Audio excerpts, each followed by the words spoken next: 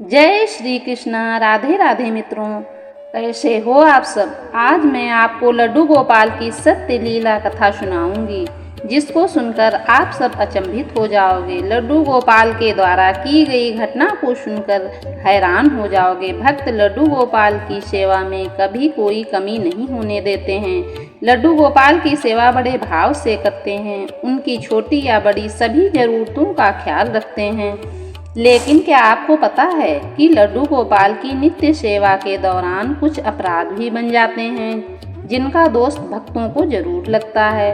लड्डू गोपाल को जब घर में लाते हैं तो उनसे एक रिश्ता जोड़ लेते हैं। कोई उनको अपना पुत्र मानता है, तो कोई उन्हें सखा मानता है, तो कोई उन्हें भाई के रूप में सेवा करता है। लेकिन लड्डू गोपाल इस जगत के स्वामी हैं। इस बात को हमें कभी नहीं भूलना चाहिए और इन्हीं बातों की अवहेलना करने पर भक्त अपने अनुसार बनाए गए रिश्ते के अनुसार सेवा करने लगते हैं, तो भक्तों के हाथों कई पाप भी बन जाते हैं, जिनका प्रायश्चित उन्हें करना ही पड़ता है। आज की कथा भक्तों को बहुत शिक्षा देने वाली है।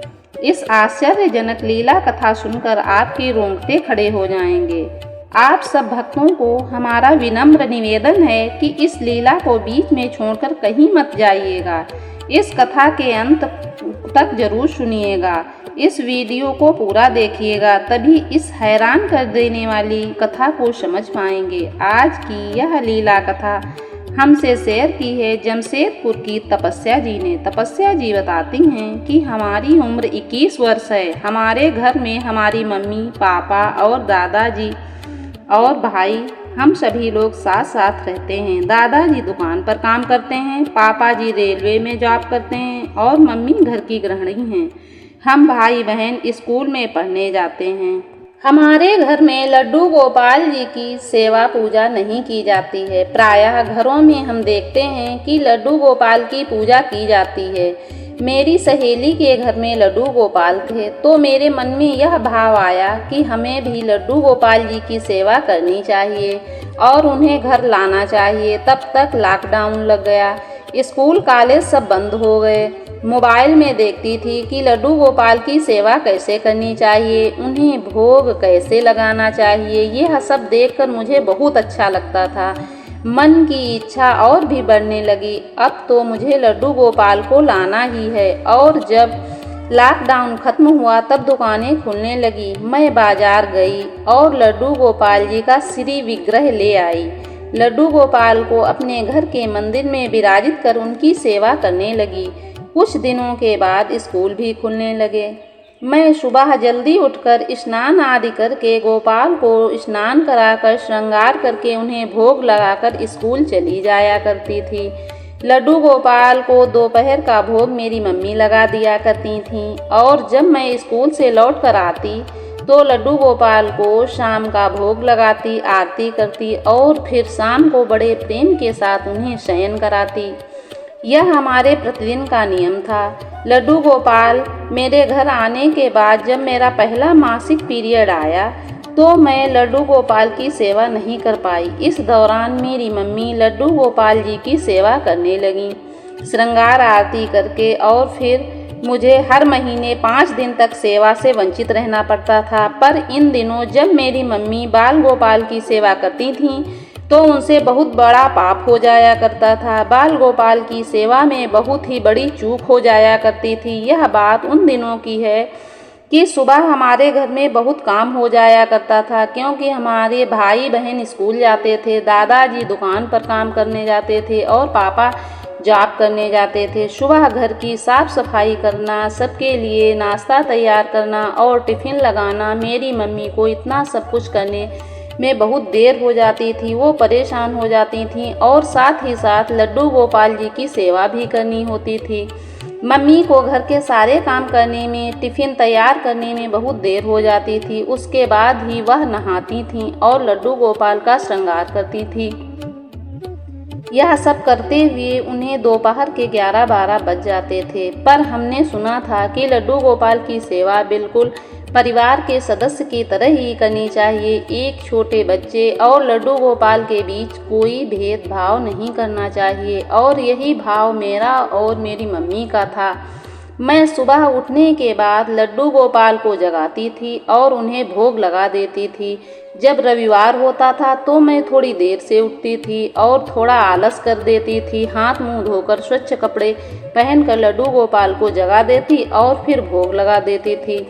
और थोड़ी देर बाद जब मैं स्नान करती थी तब लड्डू गोपाल को नहलाकर श्रृंगार करके उन्हें माखन मिश्री का भोग लगा दिया करती थी। अब मेरी मम्मी इसी तरह लड्डू गोपाल की सेवा करने लगी। जब मैं उन दिनों मासिक धर्म में थी तब लड्डू गोपाल को नहीं स्पर्श करती थी। मेरी मम्मी घर के कामों में देर हो जाया करती थी तो वो भी यह करती थीं कि सुबह स्नान न करके स्वच्छ कपड़े पहनकर उन्हें जगाकर भोग लगा दिया करती थीं।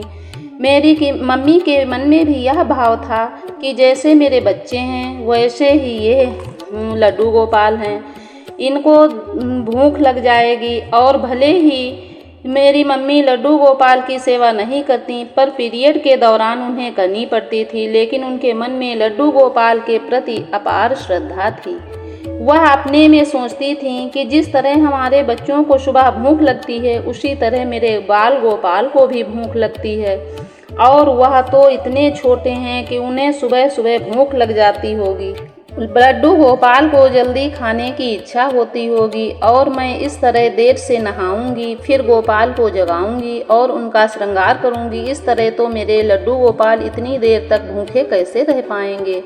इसी भाव से मेरी मम्मी सुबह उठकर कपड़े बदलकर लड्डू गोपाल को भोग लगा दिया करती थीं। और खासकर उन दिनों जब मैं पीरियड में होती थी और सेवा नहीं करती थी तो मेरी मम्मी का सेवा का यही रूटीन था। मेरी मम्मी की सबसे बड़ी यही भूल थी जिससे मेरी मम्मी को भयानक पाप लगा। मित्रों, लीला कथा के बीच में मैं एक बात शेयर करना चाहूँगी। देखिए, लड्डू गोपाल को घर लाते हैं और एक रिश्ता बनाकर उनकी सेवा करते हैं, लेकिन हमें साफ सफाई का बहुत ध्यान रखना चाहिए क्योंकि लड्डू गोपाल तो साक्षात भगवान हरि का रूप हैं। तो चलिए कथा को आगे बढ़ाते हैं। तपस्या जी कहती हैं कि ऐसे ही लगभग 3-4 महीने बीत गए। मेरा मासिक धर्म के दौरान मेरी मम्मी इसी तरह सेवा किया करती थी। हुआ यह कि पड़ोस की एक आंटी हमारे घर रोज़ सुबह सुबह दूध लेकर आया करती थीं। वह प्रत्येक दिन 6-6:30 के बीच आ जाया करती थीं। एक दिन मैं मासिक धर्म में थी और मैं स्कूल नहीं जाने वाली थी। मेरा भाई तो स्कूल जाना था और पापा दफ्तर को जाने वाले थे। दादाजी दुकान पर जाना था, इसलिए वह बहुत काम हो गया था। सुबह 6 और 6:30 बज रहे थे। प्रत्येक दिन की भांति मेरी मम्मी स्वच्छ कपड़े धारण करके लड्डू गोपाल को जगाकर मंदिर में भोग लगा रही थीं। तभी पड़ोस की आंटी दूध लेकर आईं और आंगन में आकर मम्मी को आवाज़ लगाने लगी। मम्मी भोग लगाकर बाहर आईं और कहने लगीं, मैं तो लल्ला को मंदिर में भोग लगा रही थी। तब वह आंटी कहती हैं कि इतनी सुबह सुबह स्नान हो गया, वाह क्या बात है। तब मेरी मम्मी कहती हैं, स्नान तो नहीं हुआ, घर में इतने सारे काम हैं, सबके लिए टिफ़िन नाश्ता बनाना है, उसके बाद नहाऊंगी। बस लड्डू गोपाल को जगा दिया है और उन्हें माखन मिश्री का भोग लगा दिया है। तब वह आंटी तुरंत कहती हैं कि बिना स्नान किए लड्डू गोपाल को स्पर्श करती हो। तो मेरी मम्मी ने कहा, हाँ मैं स्पर्श करती हूँ और मेरी बेटी भी स्पर्श करती है। क्यों, क्या हुआ? वह आंटी कहती हैं, आपकी बेटी करती है वो तो अलग की बात है, क्या आप भी लड्डू गोपाल को बिना स्नान किए स्पर्श करती हैं? देखिए, गृहस्थ परिवार में रहते हुए बिना नहाए लड्डू गोपाल को स्पर्श नहीं करना चाहिए। मेरी बहन के घर में भी लड्डू गोपाल विराजित हैं, वह सालों से उनकी सेवा करती आती है। अब यह बातें सारी तो मैंने उसी से सुनी हैं। तपस्या जी कहती, यह सुनकर मेरी मम्मी को थोड़ा अजीब सा लगा और मैंने सोचा आंटी ये क्या कहती हैं। शायद मेरी मम्मी ने भी यही सोचा होगा। अगले दिन मेरी मम्मी ने वैसा ही किया। बिना नहाए लड्डू गोपाल को नींद से जगाया और माखन मिश्री का भोग लगाया। तपस्या जी कहती हैं कि वह महीना ऐसे ही बीत गया। अगले महीने जब मुझे पीरियड आया तो स्कूल नहीं गई और तभी 7:30 के बीच में मेरी सहेली का फ़ोन आया। मैं सो रही थी। मेरी मम्मी लड्डू गोपाल को माखन मिश्री का भोग लगा रही थी। फ़ोन 3-4 बार आया, तभी मेरे भाई ने फ़ोन उठाया। सहेली पूछती है कि तपस्या कहाँ है, वह स्कूल नहीं आएगी? तब फ़ोन ले जाकर मेरे भाई ने मम्मी को दे दिया और मेरी मम्मी ने मेरी सहेली को बताती हैं कि तपस्या को पीरियड आया है, इसलिए वह अभी सो रही, उसकी तबीयत खराब है, शायद वो कल भी स्कूल ना आ पाए, इसलिए उसने फ़ोन नहीं उठाया। तब मेरी मम्मी कहती हैं, हाँ बेटा, तपस्या सो रही है और मैं लड्डू गोपाल को भोग लगा रही थी, इसलिए मैं फ़ोन नहीं उठा पाई। तब मेरी सहेली कहती है कि आंटी, सुबह सुबह घर के सारे काम भी हो गए और स्नान भी हो गया, लड्डू गोपाल को जगाकर भोग भी लगा दिया। तपस्या की माँ कहती हैं, नहीं बेटा, घर का सारा काम नहीं हुआ है, मैंने स्नान भी नहीं किया है, लड्डू गोपाल को जगाकर भोग लगा दिया है। जब स्नान करूँगी तब स्नान, श्रृंगार, आरती आदि कर कर भोग लगाऊंगी। सहेली आश्चर्यचकित थी। मेरी सहेली की मम्मी वर्षों से लड्डू गोपाल की सेवा करती थी। उसने मेरी मम्मी से तो कुछ नहीं कहा, लेकिन जब तक मैं स्कूल नहीं गई और 3 दिन के बाद जब स्कूल गई तब मेरी सहेली मुझसे कहती है कि तुम्हारी मम्मी बिना नहाए लड्डू गोपाल जी को क्यों छूती हैं। तो मैंने कहा, इसमें क्या हुआ, मैं भी कभी कभार बिना नहाए लड्डू गोपाल जी का स्पर्श कर लेती हूँ। तो मेरी सहेली कहती है, हम सब की बात अलग है, हमारी मम्मियों की बात अलग है, पर मेरी मम्मी बिना स्नान के स्पर्श नहीं करती हैं। और जब मैंने अपनी मम्मी से पूछा तो उन्होंने कहा, तुम बिना नहाए स्पर्श कर सकती हो, पर मैं नहीं कर सकती हूँ। देखो तपस्या, इसका कारण क्या है ये तो मुझे ठीक से नहीं पता है, लेकिन मेरी बुआ के घर भी गोपाल जी की सेवा होती हैं और मेरे पड़ोस में आंटी भी लड्डू गोपाल की सेवा करती हैं। कोई भी बिना नहाए लड्डू गोपाल को स्पर्श नहीं करता है।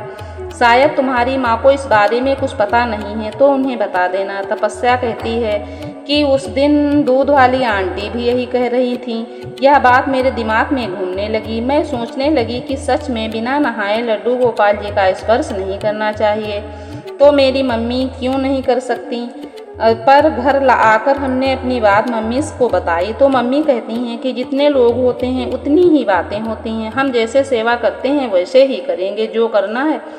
2 दिन इस तरह महीने बीत गए, 2-3, और फिर अगले महीने तपस्या जी कहती हैं कि मेरी मम्मी के साथ कुछ ऐसी घटनाएं घटने लगीं जिसे सुनकर आप दंग रह जाएंगे। अगले महीने जब मेरा पीरियड शुरू हुआ तब मेरी मम्मी पहले ही दिन तबीयत खराब हो गई और बड़ी मुश्किल से मम्मी ने लड्डू गोपाल को जगाया, उन्हें भोग लगाया और फिर बाकी सारे घर के कामों को निपटाया और स्नान करके लड्डू गोपाल जी को नहलाया, श्रृंगार किया और फिर भोग लगाने के बाद उनकी तबीयत बिल्कुल ठीक हो गई।